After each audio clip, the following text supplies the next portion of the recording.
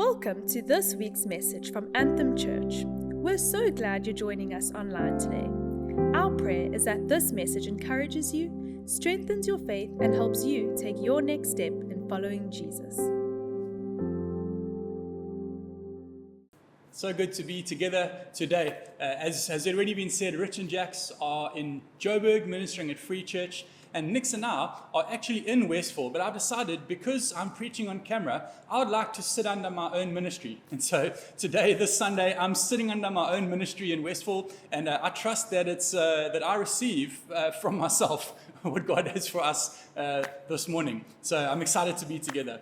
We start a new series today called Strangers in a Strange Land. And we want to look at the book of Daniel and how it teaches us how we should live in a culture that's foreign to us.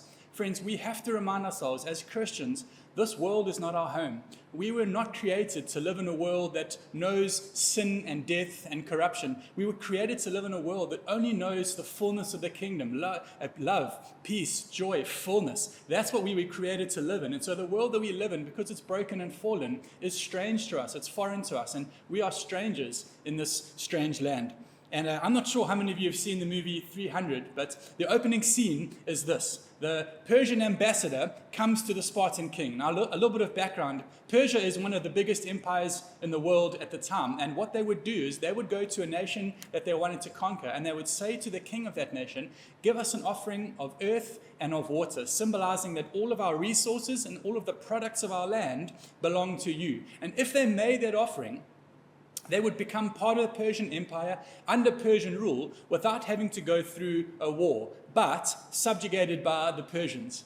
If they didn't make the offering, the Persians would go to war with them and dominate them until they conquered them, and then they would become part of the Persian Empire under Persian rule. If they abused the ambassador that the Persians sent to them, they would go to war with the Persians. Not only until they were conquered and defeated, but until they were abolished and wiped off the face of the earth. And so one of the opening scenes of the movie is the Persian ambassador comes to the Spartan king and he asks him, it's just a small offering of earth and of water. And as he makes this request of the Spartan king, the Spartans begin to surround him, and they start moving him closer and closer to a deep well that just goes down and down and down and down. And the ambassador says to the Spartan king, this is madness.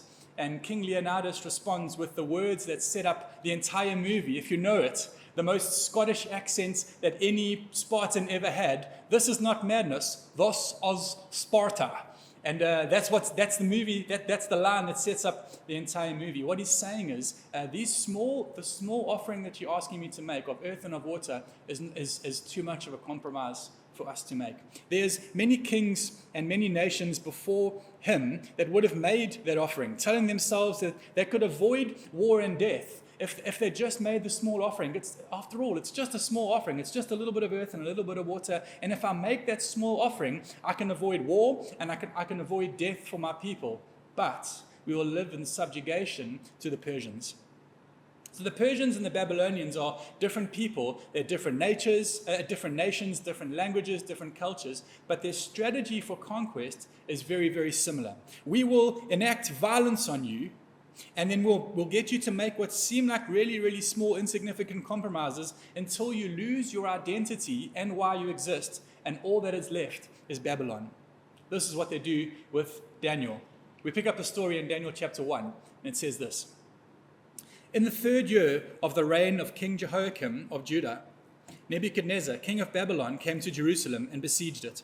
And the Lord delivered Jehoiakim, king of Judah, into his hand. In other words, the Babylonians conquered the Judeans. Then in verse 3 it says, the king ordered Ashpenaz, king of his court officials, to bring into the king's service some of the Israelites from royal family and from nobility, young men without physical defect, handsome, showing aptitude for every kind of learning. They were smart, well-informed, quick to understand, and qualified to serve in the king's palace. He was to teach them the language and the literature of the Babylonians. The king assigned them a daily amount of food and wine from the king's table, and they were trained for 3 years, and after that, they were to enter into the king's service. Friends, what Babylon does with Daniel is the same thing that the world does with us. It convinces us that small compromises are just that. They're small compromises. And before we know it, we're living in the culture of Babylon and not the culture of Israel, not the culture of the land that we're actually from. We adopt the culture of the world, not the culture of the kingdom. I want to help us today to understand that there's a war going on for our soul. The world that we live in as strangers, the strange place that we live in as strangers, will try to strip us of our identity and will try to get us to compromise our way to death. We're in a constant war for our souls, and yet so many of us don't even realize it. And because we don't realize it, we make constant concessions, just small offerings of earth and of water, compromises that allow us to adapt to the culture of the world, and we begin to lose both our identity and actually the war for our souls. The good news is that there's a way for us to thrive. There's a way for us to live and thrive as strangers in a strange land. Our only options are not fit in or leave. It's possible for us to thrive in the land that God has put us without compromising who we are and also not having to wait to leave the place. You see, Daniel is a stranger in a strange land, and he doesn't have to wait to get back to Jerusalem before he thrives. But also, he doesn't have to compromise his identity in order to thrive. In fact, it's because he doesn't compromise his identity that he's able to thrive. Daniel chapter 6 says this in verse 28. Daniel prospered during the reign of Darius and the reign of Cyrus the Persian. So this series is not about us escaping the world, but how can we live in a world that's strange to us and still thrive? You might know the story of a frog in boiling water. If you put a frog in water, his body temperature automatically adapts to the environment around him, to the conditions around him. And so if you put a frog in water and you constantly raise the temperature until it's boiling, the frog actually boils to death without realizing it. Now, I'm not telling you this story to give you any ideas. If you are a kid watching this, it's just an illustration for my story. And as I'm telling you the story, it also occurs to me that my wife tries to do this to me with the bath. Quite regularly also, but that's a story for another day. But the point is, we can become so comfortable living in a world around us that we don't realize that it's boiling us to death. And because it happens slowly, it happens a little at a time, we don't realize that it actually is happening. Friends, like Daniel, we live in this world as exiles. This world is not our home. This world is fallen. It's corrupted. It's sinful, corrupted by death, and we're merely here for such a short time. Here's what the Babylonians say to Daniel and what the world says to us. We will teach you how to live comfortably in a foreign land. So they take the nobles, the smart, strong young men, they seat them at the king's table, they feed them good food, they teach and instruct them in the ways of Babylon. So the other Israelites, those who were not nobility, those who were not smart, those who were not young and handsome as these men were, they would look at these nobles, they would look at the condition that these nobles lived in, and then they would look at their own condition, and they would say, geez, look how well these guys are living in Babylon compared to how I'm living. My condition is far worse than them. Then they would think to themselves, if I want to thrive in this foreign land, what I need to do is become like them. I need to adopt the culture that as they have in their minds. That's what the rest of the Israelites would have been thinking. These men are well fed, they've gained knowledge, they're fitted in well. If I want to flourish here, I better do the same thing. Friends, the world will always try to convince you that if you will just follow its ways, you can live more comfortably. If you can learn to live comfortably with licentiousness, which is not having any sexual ethics or morals, if you can learn to live comfortably with excess, to live comfortably with constant distraction, with inequality and moral relativism, the world wants to teach you that if you can learn to live comfortably with those things, then you will flourish in the world. We will teach you to live comfortably in a foreign land. We will give you all of these comforts so that you're no longer a stranger, so that you fit in. And if you can fit into the society that we've created, then you will flourish. Friends, it's a lie. Romans chapter 12 says this in verse 2. Don't become so well adjusted to the culture that you fit into it without even thinking. Instead, fix your attention on God. You'll be changed from the inside out. Readily recognize what He wants from you and quickly respond to it. Unlike the culture around you, always dragging you down to its levels of immaturity, God brings out the best in you. He develops well-formed maturity in you. See, society will always require of you to compromise rest because it idolizes productivity. It will require you to compromise self-worth because it idolizes youth. It will require you to compromise true pleasure because it idolizes entertainment. Another way of saying this is that what Babylon requires of you is to sacrifice rest to the idol of productivity, to sacrifice self-worth to the idol of youth, to sacrifice true pleasure on the altar of entertainment. We will help you to live comfortably in a foreign land, and we'll do that by helping you to make small compromises and then also make sacrifices to our idols, because if you can make sacrifices to our idols, you'll fit in better, and if you fit in better, you'll be more comfortable. No longer strangers, no friends. We are called to be strangers in a strange land. So the word for some of this is anhedonia. Anhedonia means not being able to enjoy pleasure. The things that used to bring you pleasure, the things that should bring you pleasure, no longer bring you pleasure. This most often happens because we've bowed to a worldly idol to try and get pleasure, and it's reset the pleasure center of our brains. I grew up not liking coffee, and when I started drinking coffee, I would have a lot of milk in my coffee, I would have a big pump of French vanilla syrup, and I'd have 5 sugars. If it was 6 sugars, it was too sweet for me. But if that's the drink that you drink, it's really hard to enjoy the sweetness of a mango, right? So when I was a kid, I would sit in the bath in my undies and I would eat mangoes from the tree in our garden, and I would take such pleasure in the sweetness of the mango. 15, 16 years old, not mangoes. I would take pleasure in the sweetness of a mango. But what happened was, because I had cheapened sweetness with the amount of sugar I was drinking with that disgusting drink, I could no longer take pleasure in the sweetness of a mango. I have a friend called Chris Lee, and Chris came through Anthem recovery. He was addicted to heroin, moving between living on the streets and sleeping in a room. And if you ask anyone who's ever had a substance use disorder, they'll tell you that the curse of it is you are forever chasing that first high. The first high that you get from whatever substance you use, you can never recreate and you can never reach that first high. And so you spend the rest of your life trying to chase it. And because you can't achieve it, you go more and you go stronger and you go longer and you go deeper. And eventually you're descending the layers of hell, chasing that first pleasure that you can never chase again because it was always a false pleasure. And Chris came into the office one morning, and I was chatting with him, and he was a little bit upset, and he says to me, last night somebody at group made me a cup of tea instead of a cup of rooibos, and I'm still buzzing this morning. And so I started laughing, and he was actually quite upset about it. He was quite upset with the person who had made him tea instead of rooibos, because he said it ruined my sleep last night. I was buzzing the whole night, and in fact this morning I'm still buzzing. He was a little bit grumpy. I said to him, hold on, bro, can we just talk for a minute? What does redemption look like in a person's life?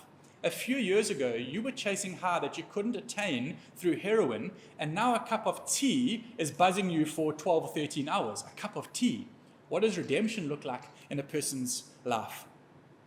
See, when we refuse to bow to the idols of the world, the idols of productivity, youth, and entertainment, and false pleasure, God begins to redeem the pleasure centers of our being. We were able to take pleasure in the sweetness of the mango because the sugar has left our system. That's pure pleasure. It's not pleasure, it's pleasure without compromise. Daniel's able to thrive in Babylon because he doesn't bow to the idols of pleasure. He's able to appreciate pure pleasure through God. The next thing that the Babylonians do is they give Daniel and his friends new names. They want to strip them of their Jewish identity and give them a Babylonian identity.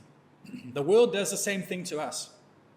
It wants to constantly rename us and every part of our lives. So how important is a name?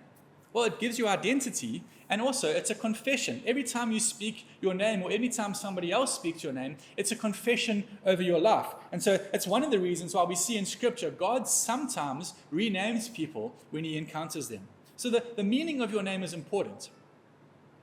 But what does a person with the name of Muhammad do when he comes to Christ? Does he have to change his name?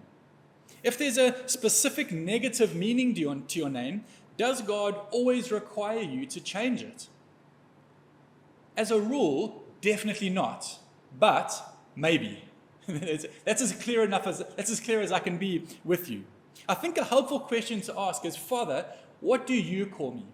I think this is well illustrated in the life of Jacob. So in Genesis 32, God changes Jacob's name to Israel. Jacob means deceiver, and God says in Genesis 32, you won't be called Jacob the deceiver anymore. I'm going to change your name to Israel. In Genesis 35, he says, you are no longer, I just want to confirm, no longer Jacob, you are Israel. Then in Genesis 37, it still speaks of Jacob. In Genesis 46, God comes to him in a vision, and he calls out to him in a dream. And God says to him, Jacob, Jacob. He calls to him a couple of chapters later, and he calls him Jacob. Genesis 49, it says this: Jacob called his sons to him and said, gather around so that I can tell you what will happen to you in the days to come. Assemble and listen, sons of Jacob. Listen to your father Israel. So your name is important, but also God calls him Jacob sometimes, and he calls him Israel at other times. He himself calls him Jacob sometimes and Israel at other times. So does your name need to be changed when you come to Christ? Sometimes. But I think it's helpful to ask the question, God, what do you call me? And it must be done in faith. If you don't change your name, keep it in faith. And if you change your name, don't change it out of fear or superstition, change it out of faith. Keep it in faith or change it in faith. But don't do it for any other reason other than that. The names that Babylon gives to Daniel and the other Israelites are to help him, not only to help him fit in better, but to flatter them. So these are the only men that are given, only those selected, the nobles, the set apart ones. They're the only ones given Babylonian names. The rest of the Israelites are slaves. Slaves are not given names. Slaves are just called slaves. So you guys have names, you guys are slaves. In other words, the names that are given to them are given to them to flatter them. We're all susceptible to names that flatter us, all susceptible to names that seem to put us above other people. In fact, Jesus addresses this in Matthew 23. He says, you're not to be called rabbi, for you have one teacher, and all of you are brothers. Don't call anyone on earth father, for you have one Father, and he's in heaven. Nor are you to be called instructors or teachers, for you have one instructor, the Messiah. The greatest among you will be the servant. See, friends, the problem is not the name. The problem is the title and position that is conferred with the name. In the church, we tolerate this far too often. Why is it so difficult to get people to serve in non-titled positions? It's easy to get people to serve in titled positions. Non-titled positions, it's a lot harder. The way of Babylon is to give you names and titles that strip you of your identity. And it's not always that it gives you a bad name. It's sometimes a very good name with a very flattering title that's actually bad for you. This is what Jesus is talking about here. You might have noticed that Nix and I, Rich and Jax, we don't refer to ourselves as pastor. It's not necessarily wrong to call people that, but we just feel that it gives us a position that sets the pastors above the people. It can flatter them and become open to abuse. So if you want to give me a title, then call me son. You see, because before I'm a pastor, I am a father. And before I'm a father, I'm a husband. But before I'm a husband, I'm a son. But I'm a son, but I'm also a worshiper. And what would I choose to be known by? Not my title of what I do, my title of who I am, and who I am as a son, who I am as a worshiper. Nobody's ever called me worshiper John. Nobody's ever called me son John. But we like to confer titles on one another that give position and flatter. Again, it's not necessarily wrong to call people that, but if the name that people give you strips you of your identity and it's not what God calls you, then don't call yourself that name. Babylon wants to name us based on our usefulness and our function, but yet we never see people scrambling to be called servants. Jesus says the greatest is the servant, and we scramble for titles. Even in the church, friends, this is pervasive. We have to fight this in the church as much as the world. We scramble for titles that seem to flatter us, that put us above others, instead of the title that Jesus says, the servant is actually the greatest. See, Babylon doesn't try to kill us quickly. It's happy to strip us of our identity. Babylon doesn't need to kill us quickly. It's very happy just to strip us of our identity. If we can be stripped of our identity by renaming us, then we don't need to be killed. We can just fit in and we can become comfortable in a world that renames us. And so the world also renames things that God calls sin. And we rename them because it becomes less offensive if we don't call them sin. And if it becomes less offensive, it's easier for us to become comfortable living with them. And so the things that God names, we rename. And the things that we shouldn't be renaming, we rename. Names are important, friends. We are strangers in a strange land. The world will get us to compromise so that we can be comfortable, so we can change our names to fit in. And the world will get us to bow to its idols. Hebrews chapter 11 says this in verse 13.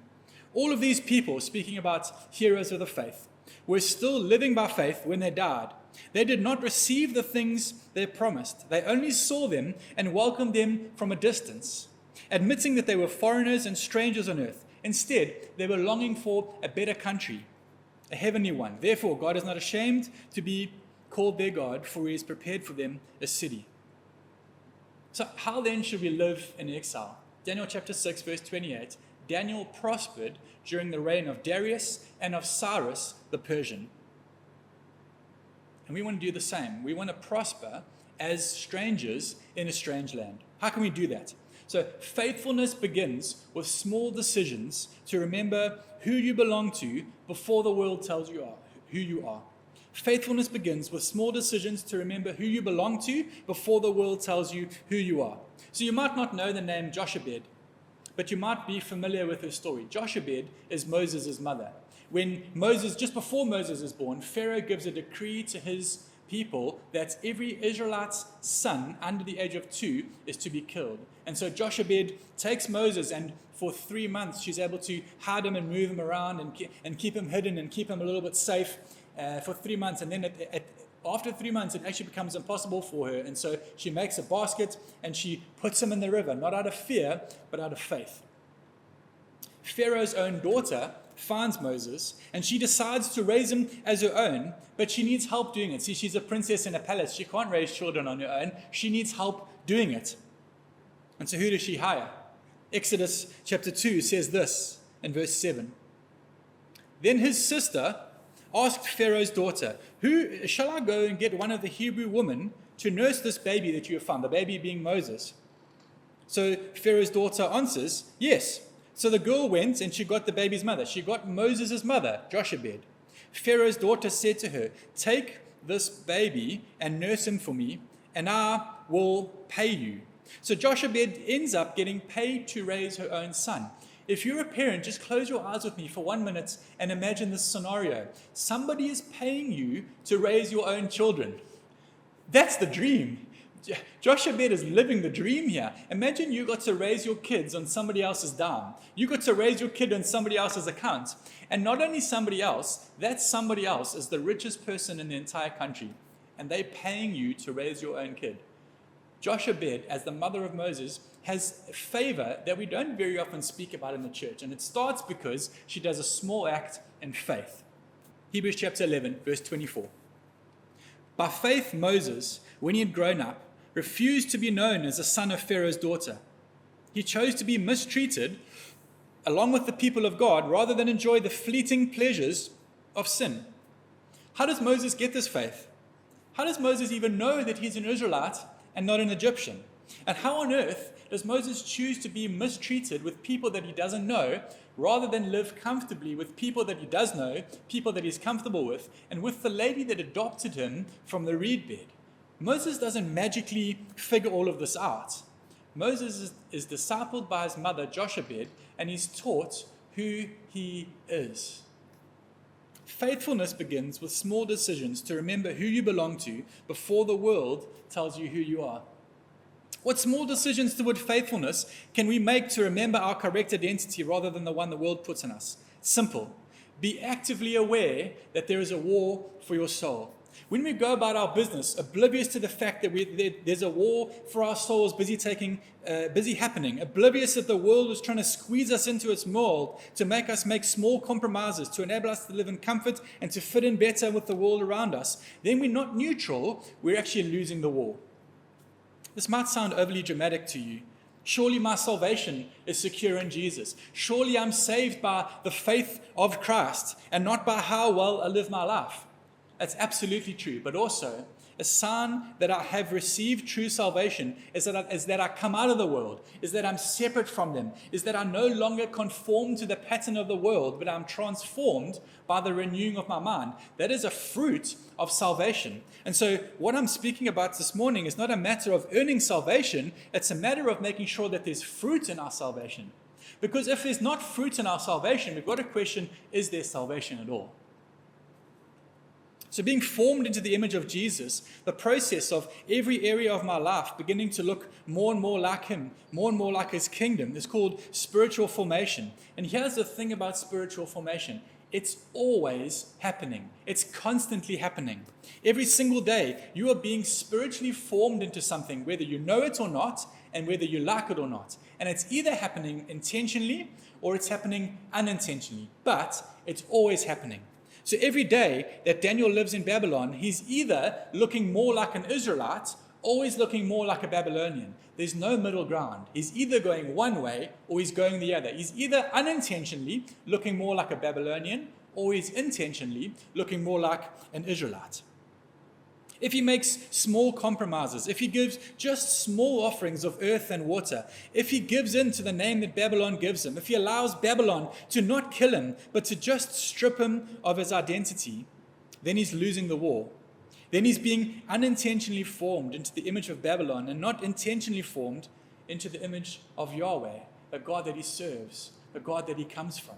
See, friends, this world is not our home. We are strangers in a strange land. Babylon always requires of us to make small compromises for our own comfort. If you can fit in and not be strangers, the world says to us, don't be strangers. Why don't you become comfortable? Why don't you get to know us so that we can be familiar with one another? Then you'll no longer be strangers in this land. And if you know us, you can become comfortable with us. And the way that you do that is by small little compromises. Just compromise here, just a compromise there. And then it says, don't only compromise. What we also need you to do is you can keep bowing to your idols, but you must also bow to our idols. Because if you can bow to our idols, then you can accept their pleasure and you can accept part of our way of life. If you will accept the names that we give you, some of those names that we give you will flatter you, and some of the names that we will give you will take the things that God calls bad and we will call them okay. We'll call them maybe not so bad, and we will rename them. And if you can accept those names, then you won't be a stranger in this land. You will fit in nicely with the land that God has put you. No, friends, we are always called to be strangers in this strange land. If Daniel does not realize that he is constantly in a war for his soul, then he's going to be unintentionally formed into the image of Babylon. If we don't realize that we are constantly in a war for our soul, then we will be unintentionally formed into the image of the world and not into the image of Christ. James chapter 4 says this in verse 4. You adulterous people, don't you know that friendship with the world means enmity against God? Therefore, anyone who chooses to be a friend of the world becomes an enemy of God. He says, you are adulterous people. If you try to be a friend of the world, you become an enemy of God. Actually, you're committing adultery. See, if I'm in a covenant with Jesus because of his blood, and I try to be a friend of the world, I try to fit in with the culture that I live, Jesus says that I'm actually an adulterer. I'm unfaithful to the covenants purchased with Jesus' blood. Friends, we are called to be strangers in this world. This is not our home. We have to keep reminding ourselves that there is a war for our souls. And even though the world is not trying to kill us, we think that the world is not our enemy because the world's not trying to kill us. No, it will kill us. And the way that it kills us is through stripping us of our identity. Because if it can strip us of our identity, we forget where we belong. We forget where we come from. We forget where we're going. We lose our identity. We end up dying. And so we think the world's not trying to kill us because it's not actively trying to kill us. Actually, it is. It's just through small things, not big things, always. We're going to land our services now in a time of communion. Communion celebrates the fact that we belong to God through Jesus.